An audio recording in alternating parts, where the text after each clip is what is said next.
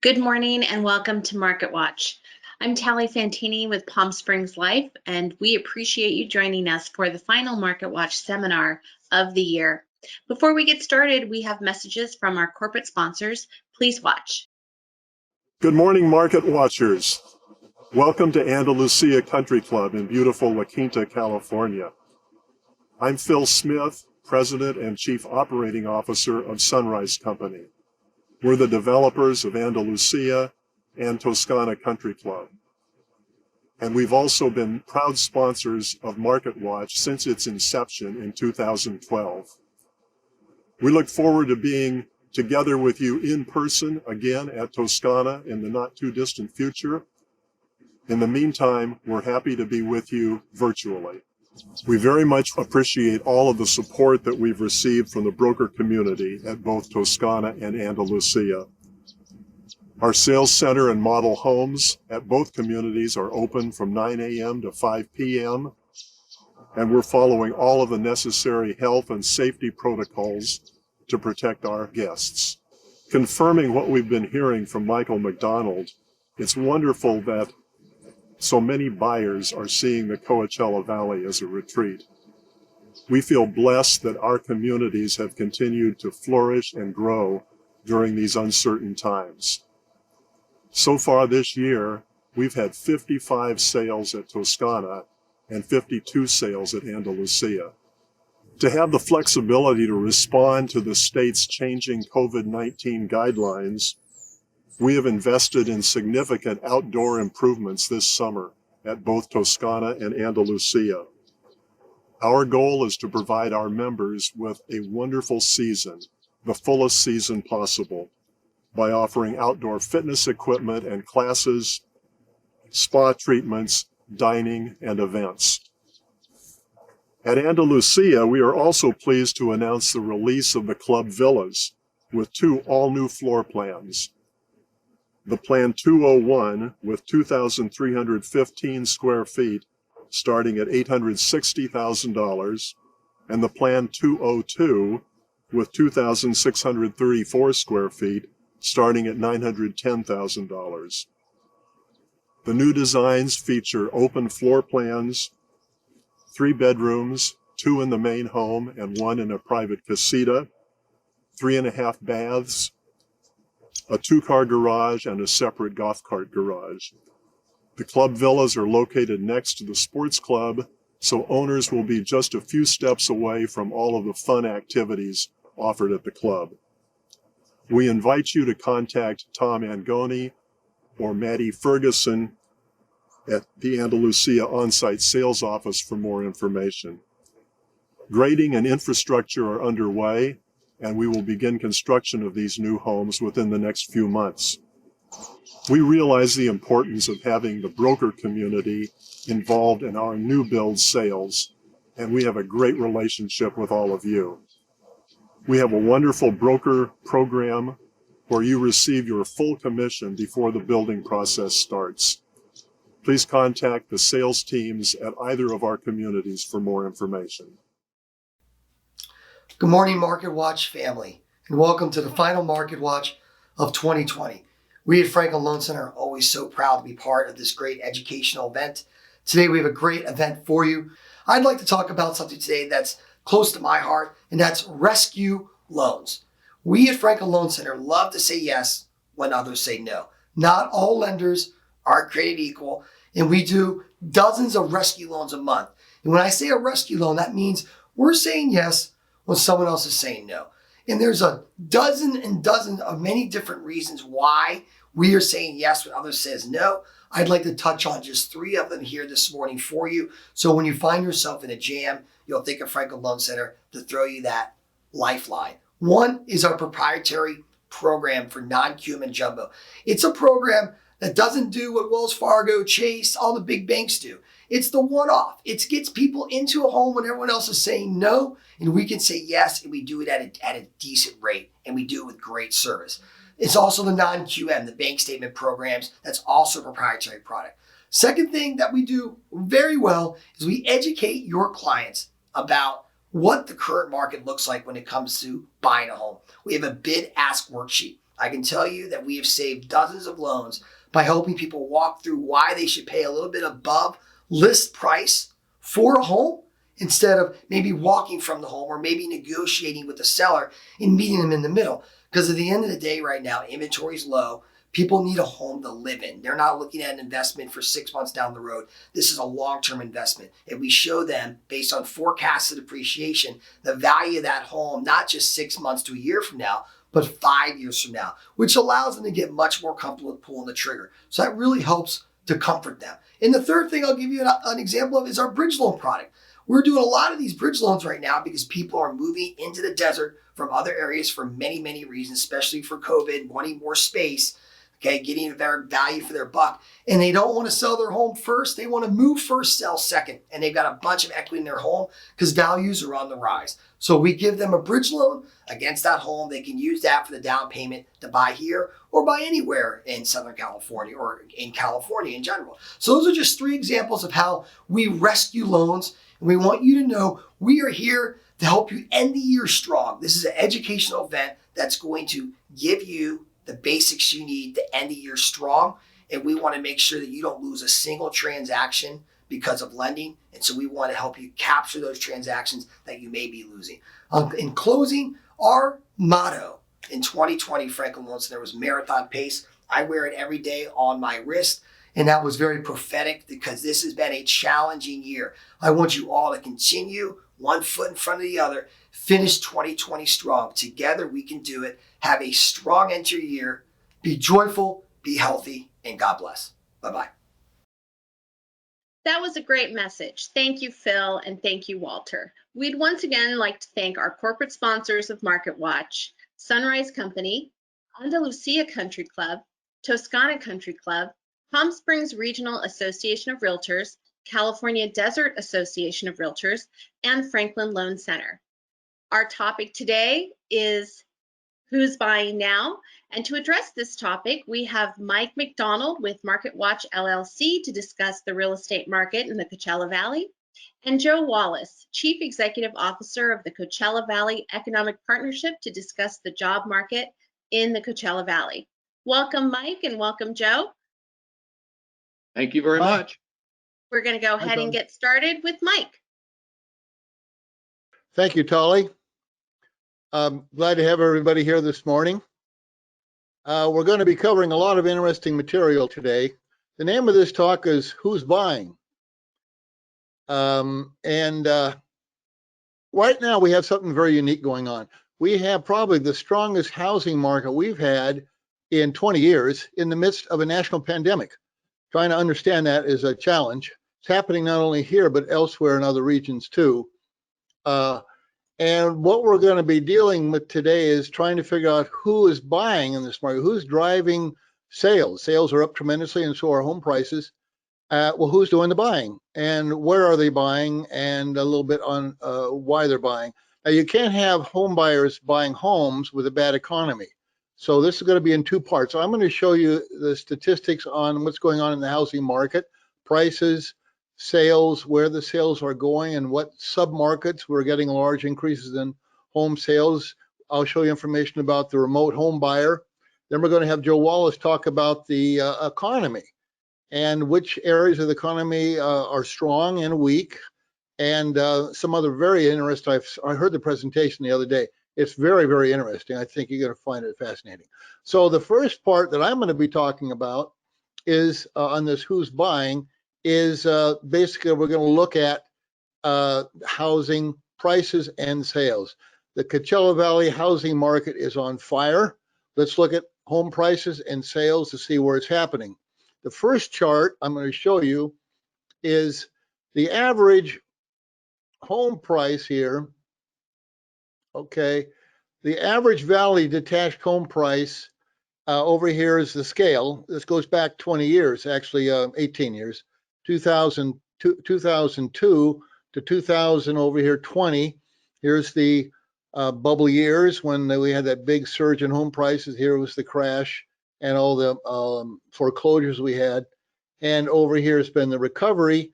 This is the average price, 600,000, 650. This is not median. We're now looking at the average price, which is generally a little bit higher than the median value. And year over year, we have from October of a year ago, average price was 537 to a current average on October, just a few days ago, of 603,000. That's a gain, and this is again in detached homes, okay? Attached is the next chart. For detached home, prices are up throughout the region on average 12.3%. Now on the other one here, we have the average Valley attached home price is up, the same scale, same everything. Price is obviously different. Attached homes are smaller and they're slightly smaller price per square foot, but not by much. But the average price in October this year was 325,000. A year ago it was 301,000. That's a gain of almost 8%. So this is what's going on in the region, average throughout all 9 cities. And I want to now break it down by city, because here we get some very interesting numbers. Here we go. Okay, let's take a look at it. This is average detached home price for 10 cities. We have Palm Springs, La Quinta, Desert Hot Springs, Indio, Palm Desert, Cathedral City, Rancho Mirage, Coachella, Indian Wells, and Bermuda Dunes. A lot of agents are interested in what's going on in Bermuda Dunes, so we've added that to the picture here. This is the average square foot of a detached home in each one of these cities. That's not this average over the last couple of months. That's the average, of all the homes in the area. This is the average price in each city this October. For example, Palm Springs, the average price of a detached home in Palm Springs is $921,000. A year ago, it was $773,000. That is a gain, average price, a gain of the average price of 19.2%. That is, these cities are ranked, by the way, by the percentage gain, the highest to the lowest, 19.2%, followed by La Quinta, 17.2. These 2 cities, by the way, Palm Springs and La Quinta, as you'll see as we go forward, are kind of the leading cities. Both, they're getting the highest amount of buyer interest and also price ascension here. And also notice Palm Springs has gone up so high, it's above the all-time high it made in 2006 during that bubble period. The high then was 715,000. We're almost 29% above that all-time high. So Palm Springs is truly, and has been for the last 4 years, on fire. Now let's take a look at the attached homes. Attached homes, the same cities here. 2 of these really don't have any attached homes, Coachella and Desert Hot Springs, so we really don't have much here. But Cathedral City is leading with a gain of average price of 210,000. Of course, and this is the average square foot. You can see how much smaller these are. Palm Springs, for example, where is it here? The average attached home or condominium in Palm Springs is only 1,200 square feet, 1,257 actually. But you can see the price gains here, and we're considerably off of their all-time highs they made in 2006. But we do have a number of cities here. Let's see if we have La Quinta. La Quinta is here also, gain of only, what's that, 5.4% compared to detached homes of 17.2. So this shows you the picture we're getting. This is an unbelievable situation, the strongest price gains we've seen in many, many years. And it's based on basically a couple of things. Now what is this? Let's take a look at this. This is sales. This is detached homes, this light green line here, or darker green line. The light green line here is attached sales. You can see detached home sales. And by the way, this is not number of homes. This is dollar sales. This is $500 million on average a month, $600 million on average a month. And the black line here is the sum of the 2. All right, so this is total sales. And on October, and what this, each one of these points is the average over the last 3 months. So over the last 3 months, we've averaged $645 million per month of home sales. A year ago in October, it was $375 million. That's an increase of 71% in dollar home sales compared to a year ago when there wasn't a pandemic.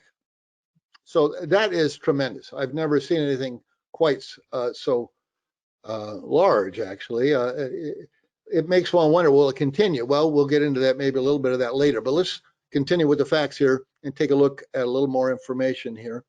So we have a huge sales increase. Now let's take a look at what cities. We're going to look at the same pattern, current average sales in October, dollar sales compared to October of a year ago by city. Bermuda Dunes only 5.8 million per month. Here though, notice these two cities. Again, I pointed out before, La Quinta, both La Quinta and Palm Springs have huge dollar sales increases. La Quinta, matter of fact, is averaging $138 million per month for the last 3 months of detached. This is detached home sales, okay? And Palm Springs, $114 million a month. And you can see these are the two with the largest increases. La Quinta is up 146% in dollar sales compared to a year ago. That's massive. Palm Springs is double what it was, okay? The other ones also have sales increases. It's across the boards, but the largest is in these two cities. So that's should be noted. And now I want to do it by price bracket. Let's take a look at by price bracket. We're going to take sales throughout the entire valley and look at how many occurred in under 300,000, 300 to 400, 400 to 5, 5 to 6, 6 to 7, 6 to 8, 8 to a million, million to 2 million, and 2 million and over. Okay, so these are the price brackets. And again, we have dollar sales this last October compared to, this October compared to last October. And notice where the big gains are. Homes between 800,000 and a million, up 142% dollar sales. In a million to 2 million, sales are up 164%. And in over $2 million homes, sales are up 173%. So you can see the money is going into homes. Really, the money from 600,000 above is where all the attention, buyer interest is going. That indicates a little bit about who's buying too. People who can afford these kind of homes. Okay, so that's the first indication of who's buying. So let's take a look at some more information. The other side of the equation, that's buying side. That when you look at sales, you're looking at buyers, who's buying. Now, when you look at the other side of the equation, which is supply and demand, supply is the number of homes selling, and a couple of ratios related to that month of sales ratio. We'll show you what those are and explain them. These are record lows. That's very positive. Inventory is at record lows. Month of sales ratios are at record lows. And I want to show you each of those too. Okay, this shows you inventory. This is detached homes in the valley going back 2016, October 2016. Now there's a seasonal factor you can see on the chart. So you should always compare a month's inventory, whatever it is in that month, to previous months in previous years, okay? So we have October here.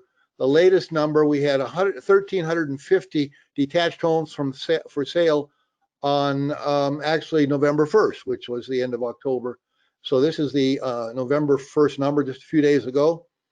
And for attached homes, it's 646. A year ago, it was 2132 for detached homes and 919 for attached. So you can see we have the lowest inventory actually in history.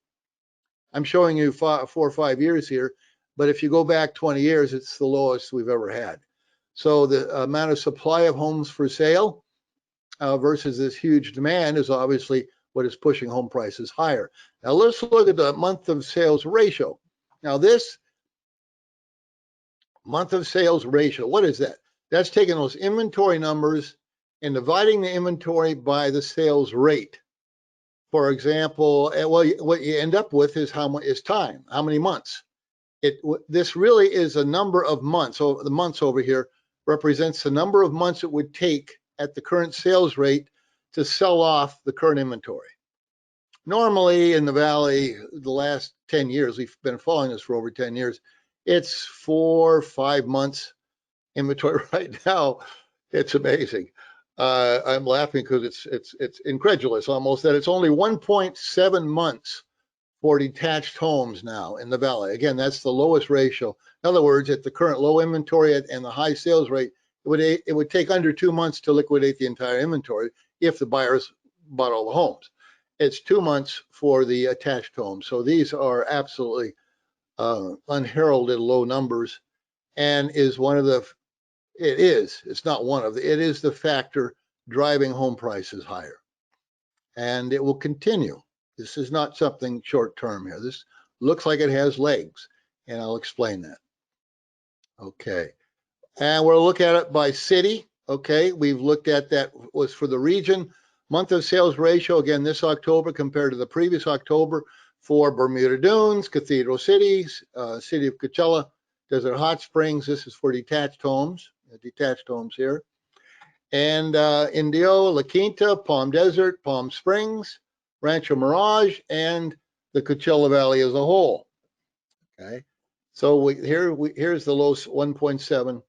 Here in Palm Springs, where is that? 1.1 month. Year ago, it was 4 months. It says everything. Where else is it? La Quinta was 5 months a year ago, 1.7 months. This and this are what is driving home prices higher across the boards, but primarily in those two cities. Now let's take a look at it by price bracket here. We have the low price brackets. It's under 2 months until you get over to $1 million. Okay, so all the price brackets under $1 million have a month of sales ratio under 2 months. From $1 million to $2 million, it's 2.7 months. A year ago, it was, what's that, 8.6 months. So that's a huge drop. And in the $2 million and over range, it's 6.4 months. Again, very, very low. Okay, I mean, take note of this. You won't see this very often, ladies and gentlemen. It's something to behold, really. And we're going to get into what it means or what's causing it. Because the question is who's buying? Or down to the subject matter of the talk. It's difficult to really get a firm answer on this because the data is not available like you would want. We'd want to know how many were coming from Los Angeles, how many from Manhattan Beach, how many from Laguna, how many from, you can't get that number. We can on some of the buying, but not all of it. And so we have to resort to two ways to take a look at trying to figure out who's buying. One is the type of homes where there's a lot of purchasing going on, because that tells us the class of buyers for those homes, but it doesn't tell us where they're coming from. But part of the equation, we can tell where they're coming from, and that is the remote buyer. About 40 to 50% of the buying in the Coachella Valley is from people who live outside the region. They don't intend to live in the Coachella Valley and are buying it as a second home or as a rental property. And so we're going to look into this, okay? So that's kind of an overview of what I'm going to be doing here. The first one, we're going to take a look at where do remote buyers come from whoops, I jumped one. Excuse me, I jumped one slide. Okay, here we are. This is the right one. Remote buyers comparing 2020, this year, to the average remote buying in 2017 and 18. So we're going to compare what was normal back a couple of years ago as far as remote buyers to what they're doing today, okay? And what we're looking at is the percentage of sales from remote buyers that go into each one of the markets. For example, Cathedral City, this year, 37% of the buyers are remote buyers. A few years ago, it was 44%. So we have fewer remote buyers in Cathedral City than a couple of years ago. And this is true across the boards. What we're noticing here, for example, for the whole Coachella Valley, a couple of years ago, 54% of all the purchases by buyers were remote buying for the whole valley. This year, it's 50%. So we're getting fewer remote buyers buying in our market, which is what you would expect, because these people primarily come from outside the region, and it's more difficult for them to come here. So that tells us that there is still remote buying, but it's a smaller percentage of the total, which means there's more buying from people who are moving here who intend to live here. Okay, that is what's coming out of here. Now, where do these remote buyers come from? This is what each one of the cities they buy, the percent that they buy, where they come from. 73%, almost 74% of remote buyers come from California. The next state is almost 8% of the buyers come from Washington State. Oregon is almost 2.7%. Notice that the amount of remote buying in California is up a little bit from what it was in 2017-18. So we're noticing, again, a lot of the increase. I'm sorry, you're getting an increase here, decrease in the overall. So even though most of the other regions are buying less, California is buying more. Okay, and so in summary, slightly fewer remote home buyers in 2020 compared to a couple of years ago. Now, this is an interesting outlier of information, which I threw in here because it's indicative of something important, which we can get into. 65% of all value home buyers in 2020 purchased with mortgages versus 56% in 2017 and 18. One of the reasons is that people who live here, come out to live here, usually purchase with a mortgage. Those who are buy second homes and quite often rental property purchase with cash. So this somewhat confirms what the data is indicating. A growing number of home buyers appear to be new full-time residents from other California areas. That's the conclusion. Not only remote buyers who buy second homes, but a growing number of permanent people who are moving here and buying homes are from other areas of California. Now let's take a look at this. What parts of California and what cities? Now this is interesting. Here we have the various counties: Riverside County, LA County, Orange County, California counties, and each one of the cities here. And this is the amount. How many of the Rancho Mirage remote buyers came from Riverside, Los Angeles County, Orange County, et cetera, et cetera? Palm Springs, how many come from Riverside, LA County, Orange County, San Francisco? Palm Desert, 70. Now, Riverside County means, since Coachella Valley is in Riverside County, what it basically means is most of these purchasers from Riverside are people who live in the Coachella Valley and are buying property to rent. So the interesting thing here is, and we've noticed this before, most of the investors who live in the Coachella Valley like to purchase property in Palm Desert, and that continues. Okay, and this, we don't quite understand this. I noticed this when I lived at Trilogy for a while. That a lot of the people who are my neighbors I came from Orange County, were people I knew from Orange County. It seems to be Orange County a lot. They love La Quinta and they love Trilogy and some of the places in La Quinta. So that's a Orange County favorite. And Palm Springs, a lot of people from San Francisco like to buy in Palm Springs. So Orange County residents like La Quinta. Palm Desert is an investment favorite with Coachella Valley residents. Palm Springs is still the lifestyle favorite for most people. That has not changed. So now, where remote buyers buy by city, where are all these remote buyers buying in total? And these numbers have not changed. 2017-18 versus 2020. Of all the remote buyers, 21.9% of all the remote buyers are buying La Quinta. Palm Desert's 22%. Palm Springs 22. So that's what, 66, almost 2/3 of all remote buying takes place in Palm Springs, Palm Desert, and La Quinta. That's not much different than last couple of years ago, except this. Notice La Quinta has gone from 17% to almost 22%. So this again, it shows that there's a tremendous buying interest in the city of La Quinta. Palm Springs, Palm Desert, and La Quinta are still the main focus, but La Quinta is showing the largest increase in remote buyer interest. Now, foreign buying. Foreign buyers are remote buyers, unless they're going to move here and stay here, then that's another issue. Almost all foreign buying is as remote buyers. They come here as an investment property or a second home resident. Foreign selling in the region, Over here, we have, what is this? We have buying and selling. This is the amount of, and this is units over here.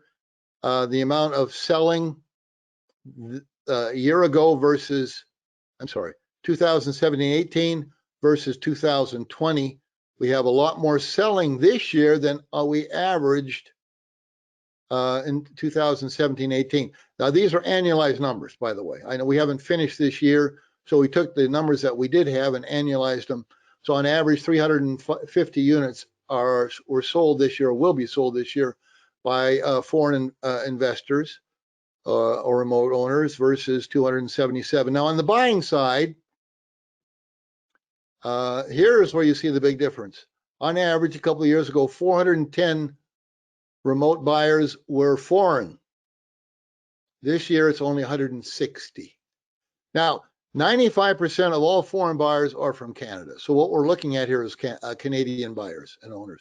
This is what you would expect really on the buying side. You can sell a piece of property and still live in Canada, but if you're going to buy a piece of property, you're going to have to travel there. You don't have to, but most people will travel there, look around and make a decision in person. But the difficulties of people from Canada to come here is impeding this. So that explains it. So this all makes sense. And also foreigners are 1.5 to 3.5% of Valley buyer market. It's not as big as many agents believe. A couple of years ago, I think about 5 or 6 years ago, it got up to 8% or so, but it's normally 1.5 to 3.5%. Okay, now let's get into another area. This is the remote. We've pretty much finished the remote buyer market. Let's take a look at, we're going to measure, or the statement here, measuring buying in the Valley submarkets to find the who. In other words, we're going to look at the various submarkets in housing in the Valley. For example, there's a labor market. People who work out here tend to buy in certain cities. They're not going to buy in a big country club with an annual dues, et cetera, et cetera. So there's a way to kind of break that down. So we're going to look at it. Is this market part of the surge, the labor market? Is that what's driving sales up? Then there's the active adult and retiree market. That's the age qualified market. Those are 55 and older developments that take people who are retiring or are going to retire. Active adult country club market. This is primarily the condominium market. This is non-age qualified. And also the high-end country club market, generally non-age qualified also. So those are the 4 submarkets we're going to measure. We're going to measure the sales this year in each one of these 4 submarkets compared to what sales were last year. And I'll show you a picture of that right here. This is what, now this is sales. I showed you this before. This is total dollar sales. Okay, this was the 600 and some odd $1 million a month. And what I've done, we're going to look at sales just over the last 1, 2, 3, 4, 5 months. So we're going to look at the submarkets, sales in these 4 submarkets over the last 5 months compared to the same 5 months a year ago. Okay, and see how much they're up. If they're up a lot, then that's where the buyers are going. If they're not up much, then the buyers are not going there, and it's just somewhat of a normal market in those areas. So that's what we're doing here. Now let's take a look at the first one. Before we get into that, I want to show you, this is the most intriguing one, sales by price bracket. So we're going to look at the submarkets by price bracket. We don't care where they're located. Again, 300,000, 3 to 6, 6 to $1 million, $1 million to $2 million, and over $2 million. This is how many sales in the 5 months this year. And this is how many sales in the 5 months last year. And this is the percentage change. And homes under $300,000, we actually have 16% fewer sales this year than last year.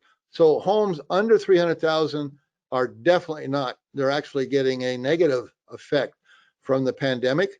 You're getting somewhat of an increase, but this is just the average increase. There's nothing special going on 300 to 600,000, even though 30%, that's what the whole region is up. So there's nothing going on here. Here, when 600 to a million, it's 82% above year ago levels, 936 units versus 512. Million to 2 million, up 109 million, and 2 million, 126 million. Buying is occurring across the boards in higher priced homes. That would be homes priced from $600,000 and up.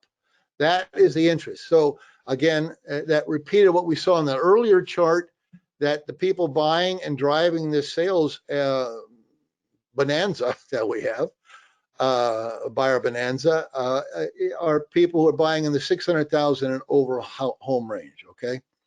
Now let's take a look at these submarkets. We're going to look at the local workforce. Now, again, 2020, these 5 months, 2019, and the sales increase or decrease. The local workforce, we're going to look at detached sales in Indio, Cathedral City, and Desert Hot Springs. Those are known areas that represent a worker, or workers who work in the region in the service industry, et cetera. A lot of them buy homes in this area. Notice that for the region, it's only up 5%. So we're not getting much. We're getting normal buying from the workforce here. We've compared, so that is what you would expect. Joe's going to talk a lot about why this is happening in his talk. The active adult market, which is represented by Sun City, a huge area over there, generally has a lot of sales. Sun City, Shadow Hills, and Trilogy. These are age 55 and older, active adult areas. Sales are up 15.6%, retired areas. So we're not getting any increase there either. Okay, so well, we are a little bit here in Trilogy. Trilogy is up 55%, but the lower price Sun City homes, we're not getting a surge in interest in those. So again, this just reaffirms homes 600, 700,000, which Trilogy does have, has even higher homes than that, is getting some of that interest. Okay, so sales in the local workforce and active adult retired markets are running considerably below the valley average. Okay. Now let's get into the other one. Submarkets, we're going to the active adult country club market. Again, this is non-age qualified. For this one, we're going to look at 6 country clubs: Desert Horizons, the Lakes, Indian Ridge, Springs, Ironwood, and Palm Valley. Again, sales in 2020 for the last 5 months, and in 2019 for the same 5 months. Here we have the total is up 36%. Okay, here's the total valley average is 20. So we do have an increase in interest, sales increase in the active adult country club market in these areas, as represented by these 6 country clubs. It's not a huge one, but it is an increase in some of the focus of the buying. And then the other one is going to be the luxury country club market. And for this, we have a proxy of 10 country clubs, high-end country clubs: Andreas Hills, Bighorn Golf Club, El Dorado Country Club, Old La Palmas, the Hideaway, the Reserve, Vintage Country Club, the Thunderbird Heights, Toscana Country Club, Traditions Country Club. When you add all that up, sales of 86. I'm sorry, this should be reversed. These are in the wrong column. I apologize. This should be over here, and this should be over here. So once that's known, we have a 40.7% increase in sales in this market, which is, it's again at the higher end market, which is what we expect. Sales increases in both active adult and luxury country club markets is considerably above the valley average. Okay, so that summarizes what I have to present. I'm going to, again, or highlights what I'm going to present. I'm going to summarize it. Valley home prices up double-digit. Valley dollar sales up 71%, primarily in Palm Springs and La Quinta. The largest sales increases are in the highest priced brackets by far, 600,000 and over. Inventory and month of sales ratios are at record lows, driving, we expect prices much higher even from here. we expect double-digit up to 20% year-over-year returns here pretty soon. Less remote buying in 2020 as a percent of total sales. Most of the increase is coming from permanent people moving here from primarily California.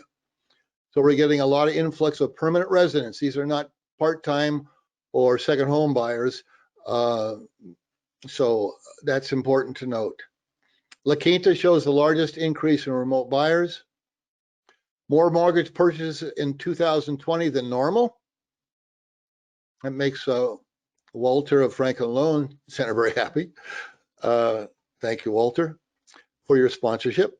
Increase in California residents moving to the Coachella Valley as permanent residents. Foreign selling in 2020 is up 26%, while foreign buying is down 60%. This is expected. Sales in local workforce and active adult housing markets are running considerably below the valley average. These markets are not fueling the housing rush that we currently are experiencing. Sales in both the active adult country club and luxury club markets are considerably above the valley average. So that completes my talk about what's happening, where the buyer interest is, and it kind of gives you, quantifies hopefully what you've maybe heard from other agents or had a feel for or seen in various ways. And I'd like now to turn the talk over to Joe Wallace, who's going to be talking on the second half. I found this talk, as I mentioned, fascinating. He has some really good information, and I think he presents it in a very good way. So, Joe, if you could take it from me, that would be good. All right, thank you very much. And I'm honored to have been selected to speak at this webinar. And hopefully the things I'm going to talk about will make a better future and a better understanding of where we are and where we're going. So I will be addressing jobs, real estate, and the impacts of the COVID-19 crisis in our valley. The presentation that I'm going to make, our agenda, we're going to go over what the jobs of the future can be. We're going to look from an affordability index perspective at just how affordable our real estate market is, looking at it as a local who lives here and works here, and looking at it as a Bay Area technology professional who would be a candidate to move here to be a telecommuter. We're then going to explore some of the ramifications of lockdowns on future lending. You know, as Mike said, a lot of these houses now are having mortgages as opposed to paying cash, and there's some things about lockdowns that are going to impact that for as much as 3 years into the future. So we're going to talk about that. We're going to go over what the demand drivers are for real estate here in the Coachella Valley. Going to divert a little bit off to the side and talk about one of our large cash cows, which are big gatherings, the Coachella Fest, the Stagecoach Fest, the tennis tournament, and then a lot of these street festivals that draw in 30, 50, 60,000 people. And then we'll close out with what the game-changing things of the future will be in the Coachella Valley. The jobs of the future. You know, to project what the jobs of the future can be, we have to remember where we were in February. So the pre-COVID-19 jobs in the Coachella Valley, it's very important to get back as many of those jobs as possible and to look at what the real prospects are to recover those jobs. We want to continue fostering entrepreneurship in high-wage business sectors. Entrepreneurship has been and always will be the driver of wealth generation in the United States, and wealth generation is the biggest driver of job creation. These are two things that we need in the Valley, and we want to continue to try and make those things happen. Business attraction, we're going to look at it from a small business perspective and then from a big business perspective. And those prospects are very different. And then the resurrection of businesses. This is businesses that fail due to COVID, and you know, maybe they're not completely capitalized, but who comes into that space? Who fills that gap after some of our businesses fail? And that's another opportunity to bring our economy back to life. And then finally, we'll talk a whole lot about the opportunity for telecommuters to select the Coachella Valley as the place that they will work from home, to where they get big city wages and enjoy our suburban lifestyle, and continue to buy our houses, which is something, as Mike has shown you, they are already doing, and they're driving our prices up. But in March of 2020, the mission of CVEP is and has always been to diversify the economy of the Coachella Valley. That's still our mission, but we have diverted ourselves because of the disruption of COVID-19 to trying to help local businesses that have been injured by what's gone on due to COVID-19 and our response to it, to survive, or to make the kind of decision to, just let's stop this for a while, let's go get a job. But ultimately, we need to make people's lives better, and that goes for business owners as much as it does for employees. Pre-COVID-19, the Coachella Valley had 187,218 people drawing a paycheck. That means they're on the payroll of a business. We have roughly 16,000 businesses in the valley. So, you can do the math, but that would show that our average business is only about 12 people. So we really are a valley made up of small businesses. Of those 187,218, if you look at what's the highest paying job sector in the Coachella Valley, this may surprise some of you. It's working for government, whether it's local government, a few federal jobs that are around, and that sector pays $55,800 a year. Now, here's the odd thing. Government needs to have tax revenue to pay these employees. 11% of our payroll, or of our workforce, works for some form of government. All of those dollars have to come from private industries. And if you look at what's our biggest employer, pre-COVID, our largest employer at 25% of the direct employment was the leisure and hospitality industry. It also happens to be our lowest paying sector. Leisure and hospitality pays an average wage of $26,747 per year. Our second largest private employer is retail trade. 16.2% of our jobs only pays $31,588 per year. So our homeowners are not necessarily coming out of where our largest employers are, because our largest employers are in low-wage businesses, and that's created sort of a bimodal economy here for a long, long time. And you look at the bottom line here, 47.4% of all of the jobs in the Coachella Valley pre-COVID paid less than $15 an hour. And that's why we have this dichotomy on who can buy houses and who can't buy houses. What did COVID-19 do to our employment base? Sometime between the end of February and the middle of April, our unemployment went from 7.2%, which was already over 3% higher than the national unemployment rate at the time.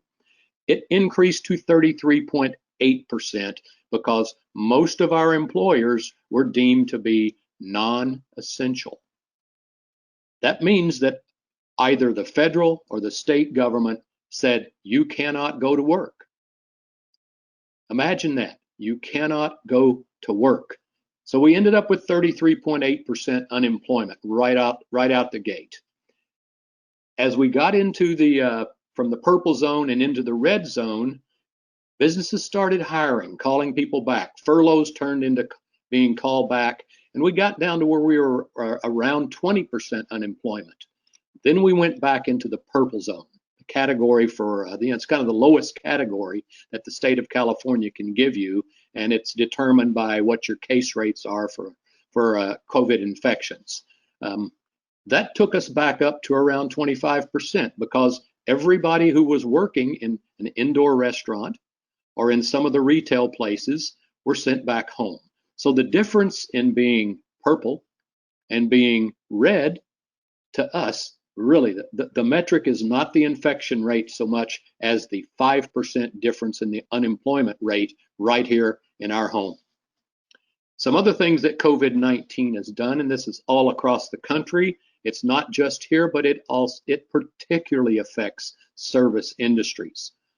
Automation, which had been trending, as those kiosks are in fast food. You can't hardly go and find a person to order your burger and fries from anymore. You go and you push a button on a kiosk. Those kiosks have gone from non-existent to ubiquitous in about a 5-year period. Now automation is moving into other areas like bartending. There's even people working on burger flipping with robots and changing beds, all of these things. This is accelerating. What was going to happen in 10 years is now going to happen in 3 to 5 years, because if businesses cannot count on having people available because they're non-essential, they'll go find a way to make their business able to open. And the way you do that, one of the ways you do that, is through robotics. So that's going to come faster. We're going to get impacted by that faster. That takes away a lot of jobs from people that are in low wage tiers, but it creates jobs for people who are in technology, who know how to install, update, and take care and do maintenance on robots.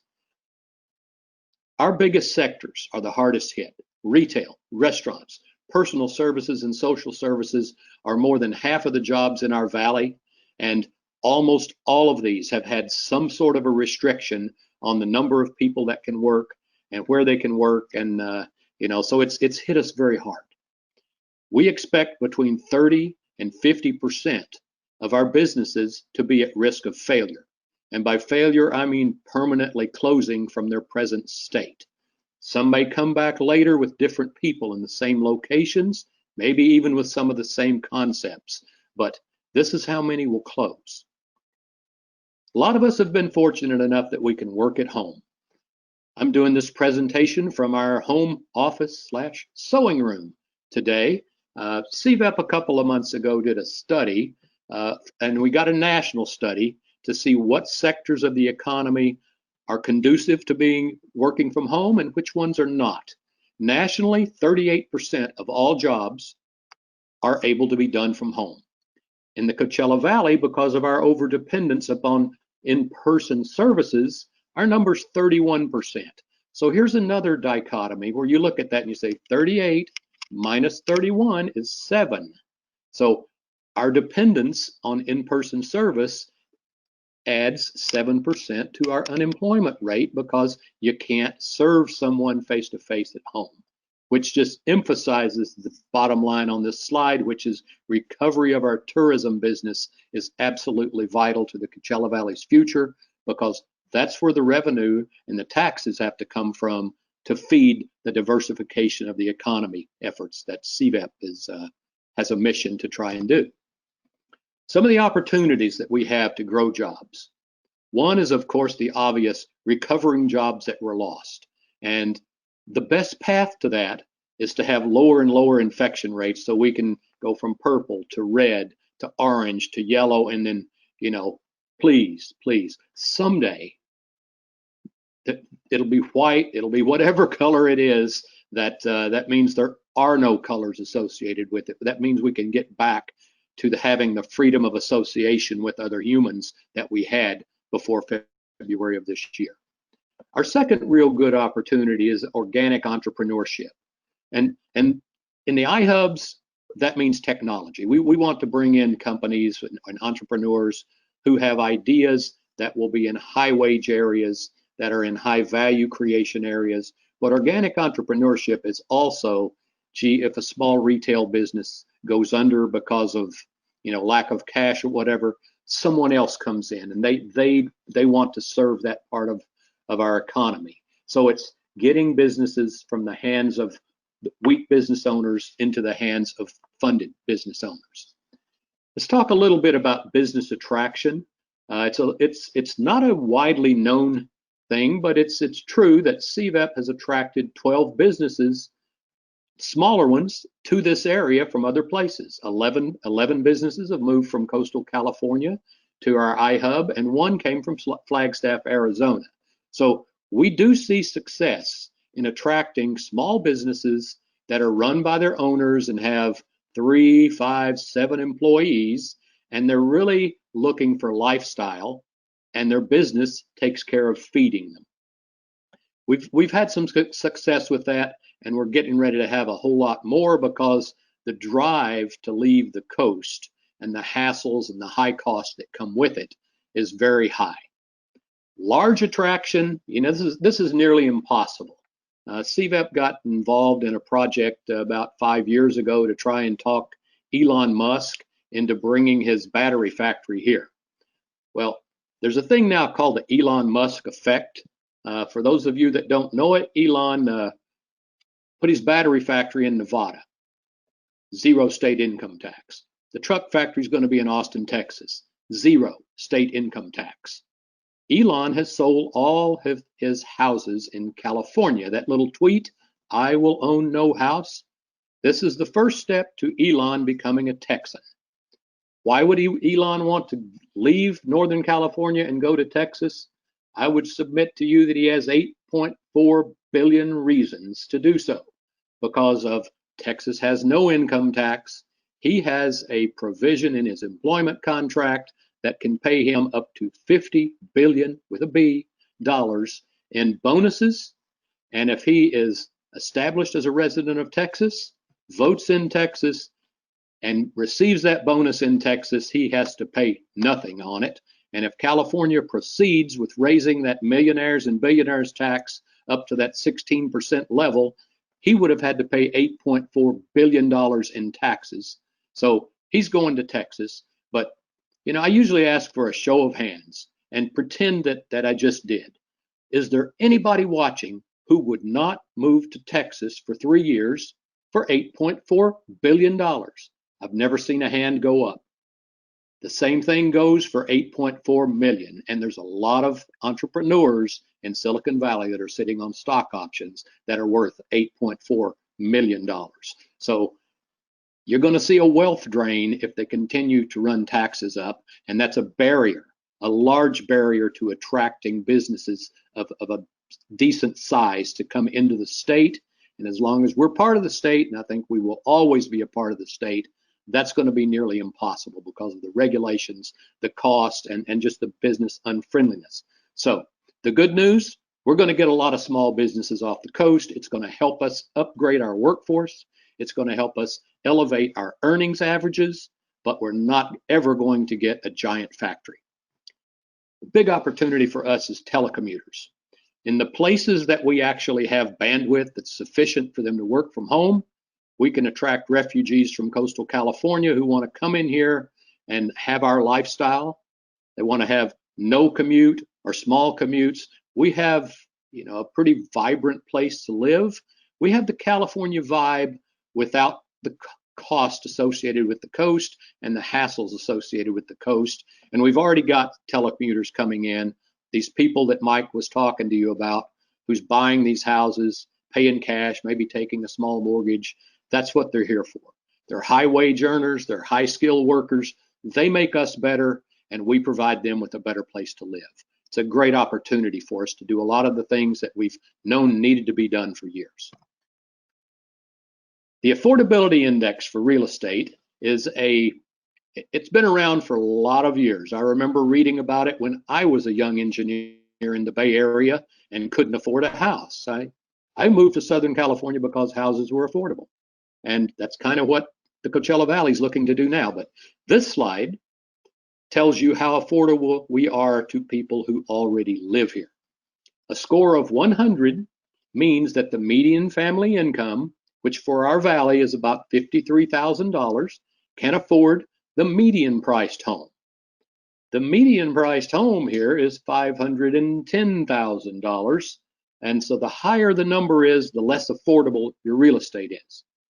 You know, for example, taking a look at Palm Springs, and I get this number by getting the median income for Palm Springs and comparing it with what it would take to purchase the median home in Palm Springs, which last month was $907,000.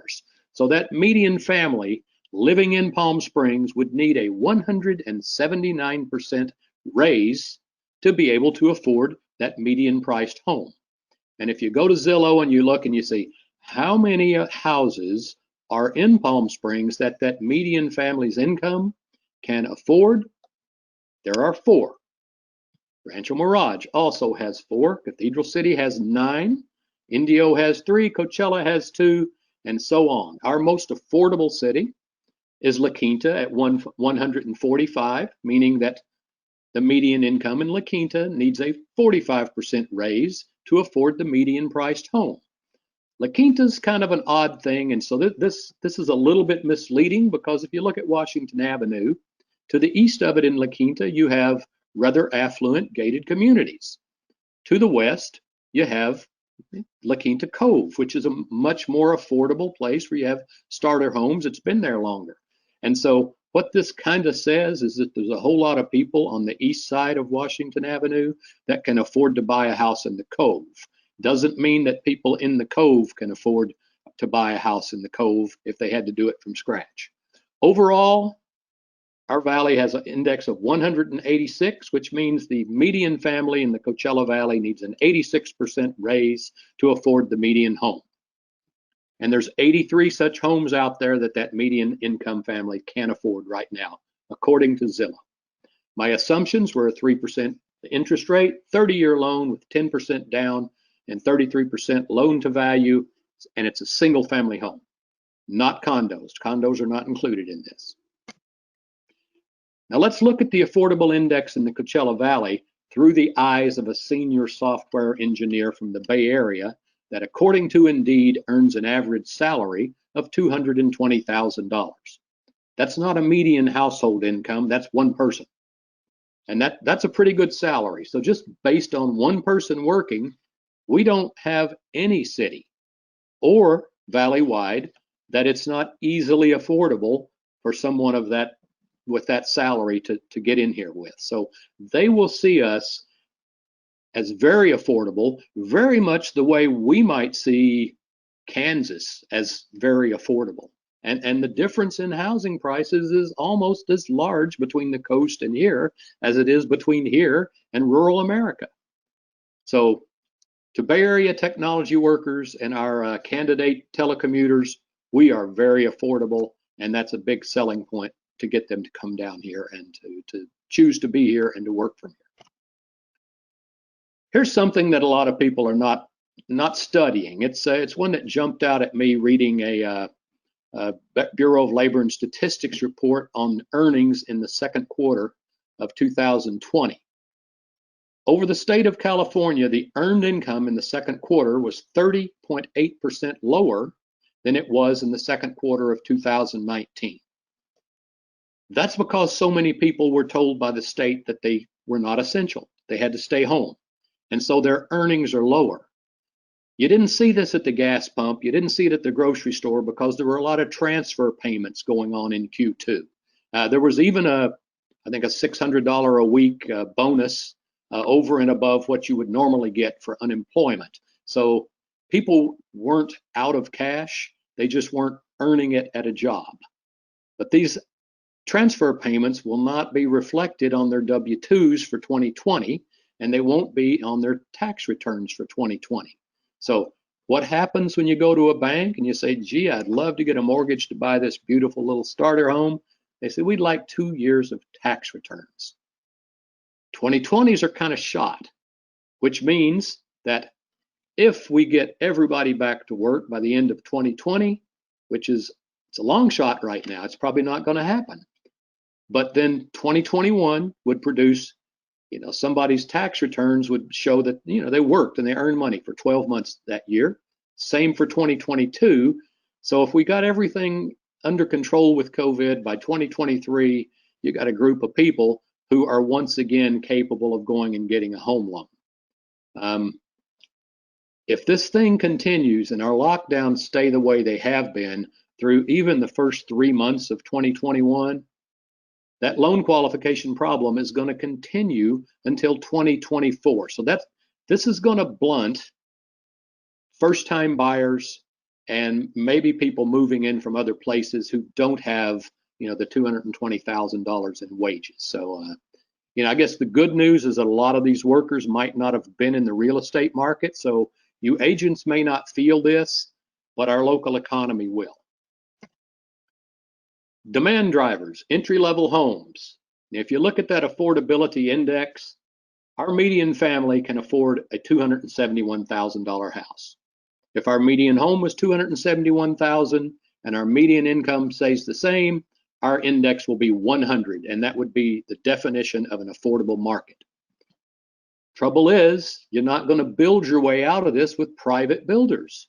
The regulations, the unfunded mandates that come with in some cities, like, oh, you can't build a house unless you put up solar and things like that, and high sewer tap-in fees and delays make it, somewhere between difficult and impossible to put that 3-bedroom house that's 1,500 square feet together for the same amount, for an amount of money that it can sell for $271,000. Quite frankly, my builder friends tell me that there is no way that they can operate at a profit with the cost as they are for building a home. This is why you see a lot of these new developments come up and they start at 420 or 430, 450, and then they go up to 600,000 or even higher if you want the pool and the tile and all the other goodies that you can get. Our second big part of our market, as Mike has already said, is second homes. And these are our slow driving friends we call snowbirds. And they're buying less, but they're buying less because, in particular, the Prime Minister in Canada has told them that they can't drive here. They're flying in, though, the ones that already have homes. I've got 2 on my block that are snowbirds. One's already here, and the other one's coming. The guy who came in told me that the flight from Calgary was absolutely full, not a seat remaining on it. So they're coming back, and as the Canadian government releases their citizens to come to the United States, they'll come back to their homes, and then maybe later this year or early next year or the following year, they'll start buying homes here again. And that's always been a part of our market, and it's a very important part of our market. Move up buyers. Well, this was me about 30 years ago. You buy that house and it was in California for 120, let it go up to 150, sell it, buy one for 350, let it go up to 5, sell it, get one for 7. That's that ladder that you have.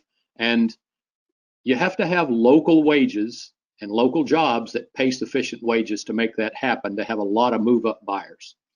Downsizing, well, that would be me now. But I don't want to downsize. I have twice the house that I need, but I like having a large house because I have family that's from other places. And I'll tell you what, if you live in a cold place and you move to the Coachella Valley in the winter, you're going to have a whole lot of family that they love to come see you. That's why they're here. And I like to have them come out as well. So you won't see me heading off to Sun City anytime soon, but that's a great market. And it's a market that serves a whole lot of our builders and people that are moving out and moving in. A lot of them are going to these 55 plus type of developments. It's a great market here. But what's driving our cost right now is refugees from coastal California. Some of them are younger telecommuters doing coding, engineering design, and others are people that are in their lower 60s who are still working, but they can work from home for the next 4 or 5 years, and they've had their eye on a house in the Coachella Valley for maybe their whole life. Maybe they already have one and they just come out on weekends or for vacations, but now they're turning into permanent residents. So these are the demand drivers. These are the kind of customers that we're getting. And the real estate business is going to be healthy for a long, long time. I read a report that talked about how many techies have already gone missing from San Francisco. This is not the whole Bay Area, just San Francisco. Number is 137,500. We only have 2,000 houses for sale. So, there's so many of them getting out of there that we're not in any danger of running out of telecommuters who want to be here in the near future. Something else that's kind of the opposite of the residential real estate market, because the residential real estate market is attractive to people escaping urban America. Working from home has made that corner office that cost $1,500 a month a whole lot less valuable. So a lot of the commercial office space that had been occupied, and people thought, gee, I have to go to an office 5 days a week to conduct business. there's going to be less of that. So there's going to be people downsizing their commercial leases. There's going to be people eliminating their commercial leases in favor of work from home. As businesses close, that's going to liberate commercial space, whether it's retail commercial or office commercial, it's going to liberate it. Next bullet point, anti-eviction resolutions will expire at some point, and those who have apartment complexes are going to have people that have not paid for a while. You're going to have people that have been in their apartment, they owe $10,000, $12,000 in rent, and it's overwhelmingly expected that many of them are just going to leave.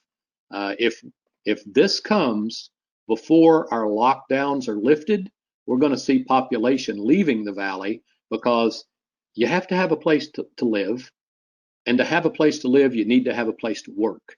And so we're at risk of seeing some of our lower wage earners and our renters will have to leave the valley, and this goes for all of California, not just us, to be able to earn a living. And I really hope that we find a way to avoid that, because breaking families up, this doesn't lead to goodness. So there's a potential for significant negative impact in the commercial world. The demand is going to be tenant driven. Rents are going to be under downward pressure. You know, if you have a restaurant and you're paying a rate that was assumed you could have 100% of the seats indoors full, and now you can only have 25% of them full, that property is only worth 25% to the restaurant owner. So there's going to have to be a renegotiation of leases without changing the size in order to make this work going forward. Now, a positive piece is there's a lot of empty, tall buildings in downtown Los Angeles and San Francisco. So maybe some of these large urban offices will see flight, and that flight will come to here, and maybe that will absorb some of the commercial space that we're going to have coming available. You know, there's a big uncertainty right now with commercial real estate, and the uncertainty is the future of Proposition 13. There was a ballot initiative this year called Prop 15. It looks like it's not going to pass, and what it would have done is it would have changed the taxation methodology for commercial real estate. It would make it market rate as opposed to buy it and then let it index up 3% per year like residences do.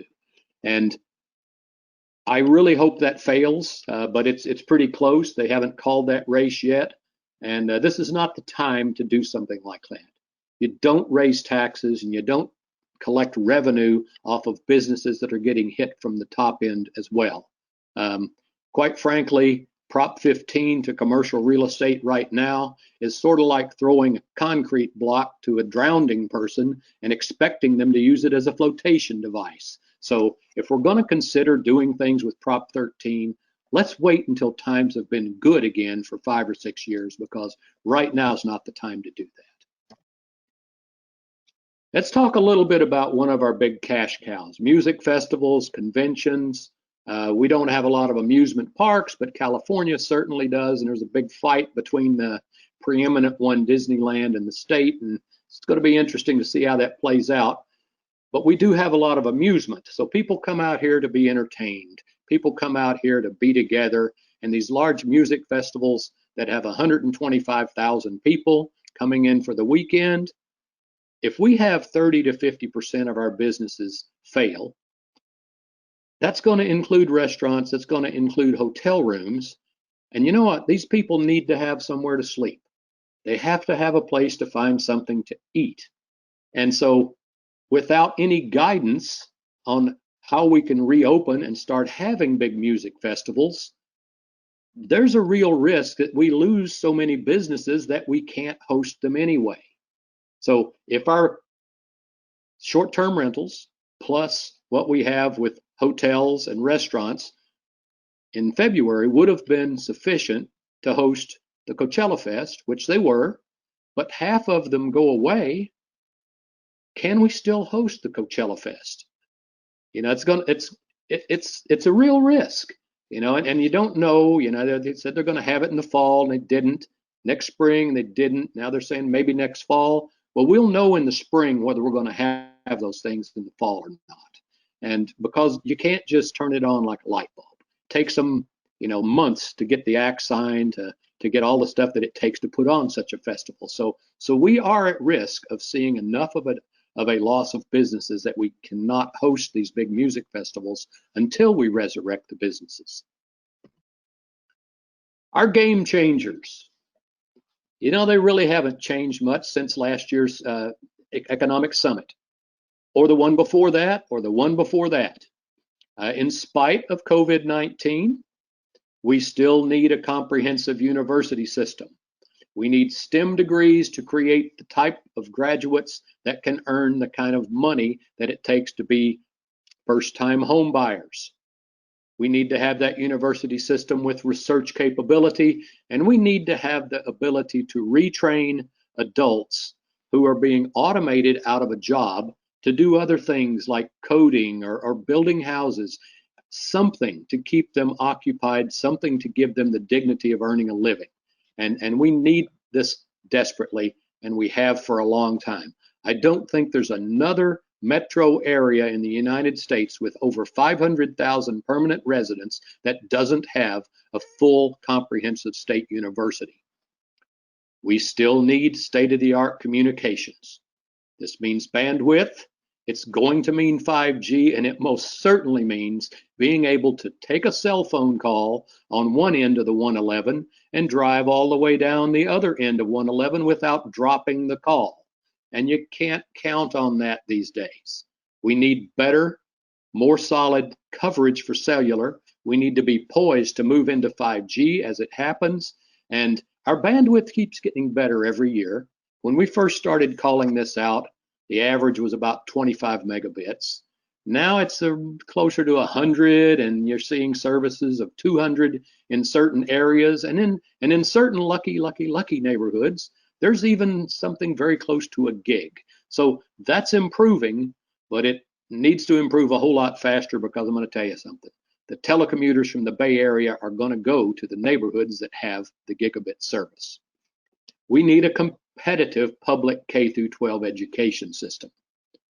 And I'm not going to call names because I really support K through 12 education. My father was a school principal, but U.S. News and World Report puts out a study every year, and it grades all of the schools in the United States, or the high schools, and there's 11,000 some odd of them, and we only have one that's really ranked in a place that families that have high school age and soon to be high school age children are going to want to live. We've got a real problem with the performance of our K through 12 education.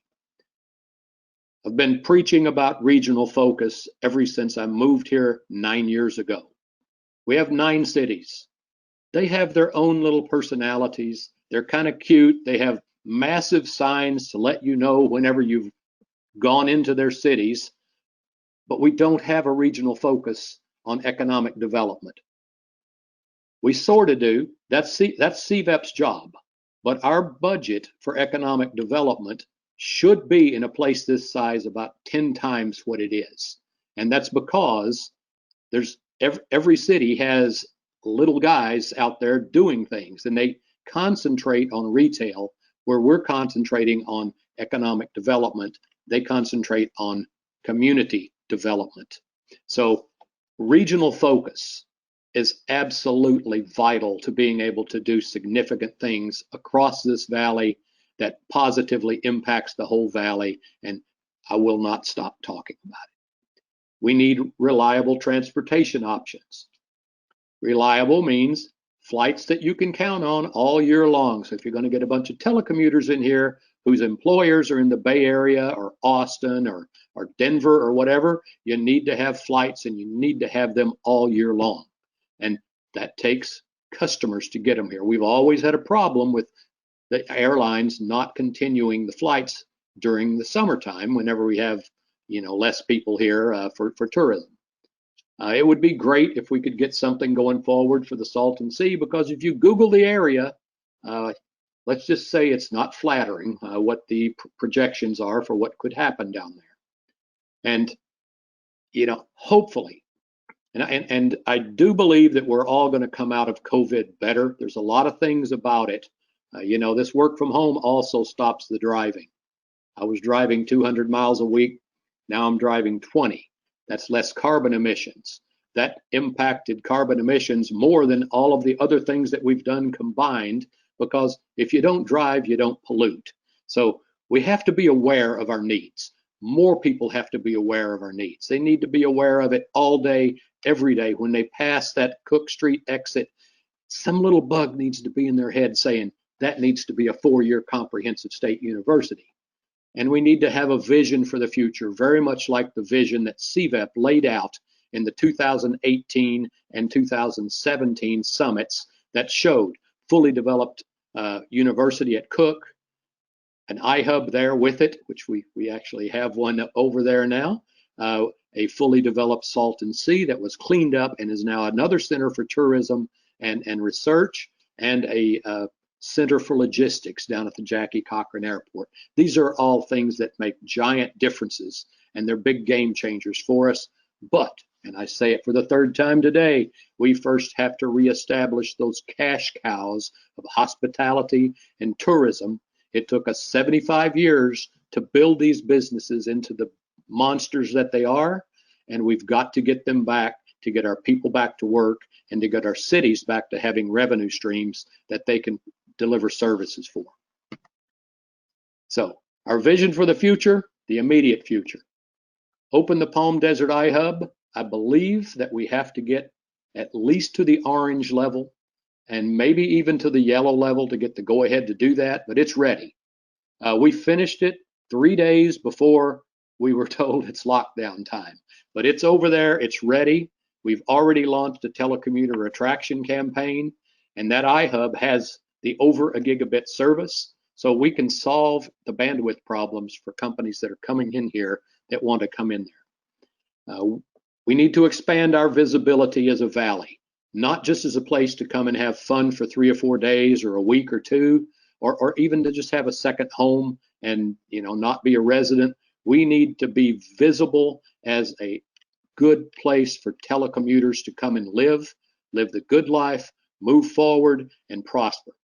We'll be expanding the iHub concepts at the Indio campus and at the COD new campus that's going in Palm Springs. So we're piggybacking right in with everything the College of the Desert is doing and helping with their innovation programs. I think it's really going to be great. And I think that both of these campuses are going to be signature pieces in their respective downtowns.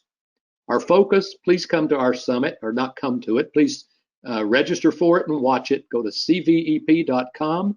Our focus and our mission is called Becoming Essential, because if we would have been essential, we wouldn't be in the situation with unemployment and loss of revenue that we are right now. So please concentrate, have eternal vigilance for the fundamental needs that we have to have for prosperity. Those are bandwidth, STEM education, local investment in local businesses, which is something that we've never really had much of, and concentrate all the time on regionalism. How can we, the people of the Coachella Valley, the entire Coachella Valley and its 9 cities, work together continuously with the fervor that we need over a number of years to create the future that we want to live in. So with that, that's my last slide. So please, I invite you all, let's elevate together, get out there, sell more houses, make more money, and invest it right here. Thank you, Joe. That was great. All right, guys, we're going to go ahead and get started on our question and answer portion of our presentation. And Mike, we're going to start with you. You've got the first question. What areas are the buyers coming from mostly? LA, Orange County, or question mark? And are they moving here full time versus as their second home? From the statistics, they're coming from all those areas. We can't. Los Angeles County, Orange County, San Diego County, and San Francisco County are the main points where they're coming from. We know they're coming here in larger numbers from California than they're coming normally from other regions or other states. And we're always getting the remote buyers, but we're also getting more permanent people moving here. That's what it appears. And again, they are the higher income because they're buying more expensive homes.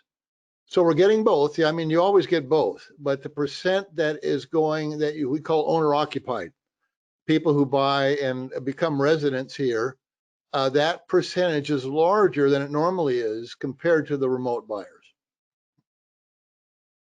Interesting. Joe, this question's for you. What kinds of jobs pay enough to make home ownership possible? Some of the best ones that you can get in with the educational opportunities that we have here, nursing. It's, working in the medical field. I'm married to one and I'm father to one. And nurses, they start at about $40 an hour and they can go up to 60. So based on what we're training people for in our university here, nursing is it. But nationwide, it's tech.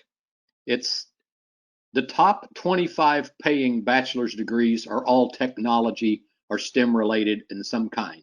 So engineering, and it's electrical, mechanical, chemical, all different kinds of engineering, actuarial science, mathematics, biology. If it's not science, it's probably not going to bring in that kind of a paycheck for entry-level people.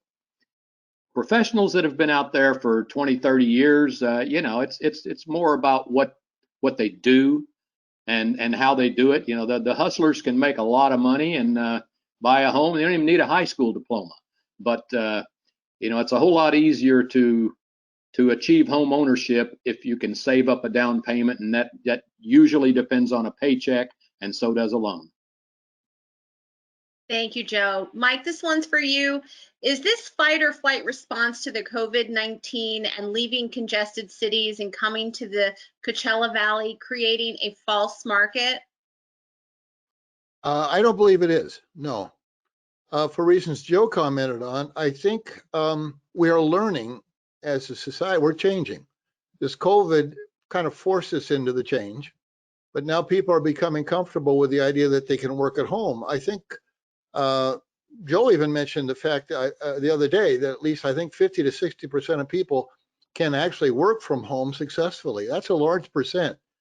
And as people get more comfortable with that, for example, I'd never done a GoTo meeting or a Zoom meeting. Now I'm getting more comfortable. I understand how it works. And I think other people are too. Therefore, that people can move here, even though they maybe worked in Los Angeles, they can come here permanently. So I think this is going to cause an influx, as Joe mentioned, of people here because they can continue to work. They can get a home a lot cheaper out here. And so many people love to play golf. Who wouldn't want to live here full time if they could, if they didn't have to go to work every day? So I think this trend does have legs past once we get a vaccine and this thing calms down. I don't think this is going to go away. Great.